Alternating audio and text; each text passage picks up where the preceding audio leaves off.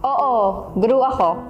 4 na taon nang ginugol ko sa kolehiyo para makatanggap ng kakarampot na sweldo at sangkatutak na kalyo sa mga daliri kong pagod nang magsulat.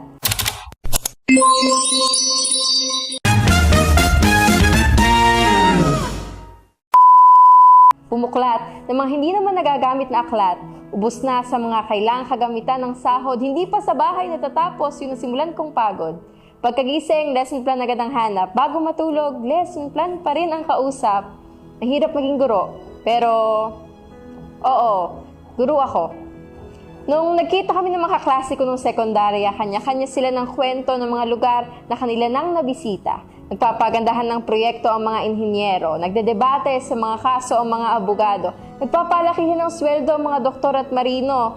Lumapit sa akin ng inhinyero, sabay sabing, "Kamusta ka?" Ang kanyang mga salita ay puno ng pangamba, panliliit sa akala niyang masaklap kong sinapit.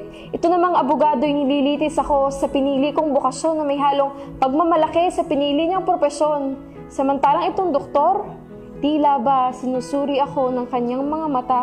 Hinahanapan ng sakit, depresyon, pagsisisi, ang mga itikot salita na para bang ang pagtuturoy epidemya na wala na sanang mahawa. Kamusta na nga ba ako? Pati sarili nakaabang. Nag-isip ako sa gilid kung ano yung pwede kong ipagyabang. Hindi siguro yung mga kamay kong dating malambot, ngayon ay magaspang. Hindi rin pwede yung gabi-gabi kong pagpuyat o yung maghapon kong pagsusulat at natahimik silang lahat.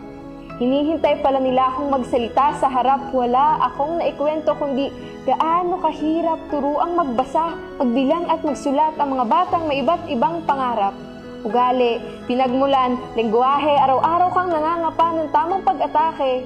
Minsan akala may kabisado na ang kulubot nilang utak, pero ang akala mo sigurado isa lamang ulit palpak. Subok lang ng subok at kapag nagkamali, sumubok lang muli dahil wala namang madali. Sa pagiging guro, habang nagtuturoy, ikaw ang natututo, hindi biro. Ang pinasok kong propesyon, hindi talino, ang kailangan ay meron kang debosyon. Pagyakap.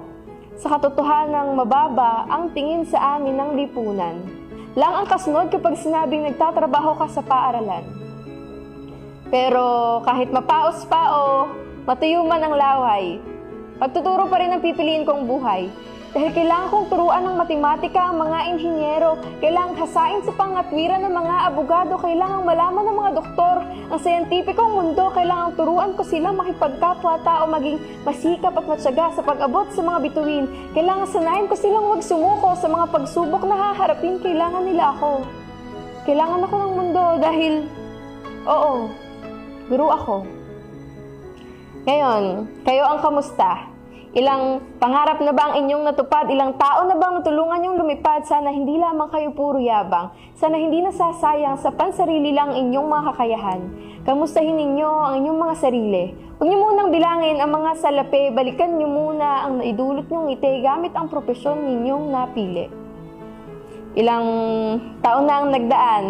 Ilang estudyante na rin ang iniyakan. Ngayon ko lang napatunayan na oo, guro ako. Pero hindi ako guro lang.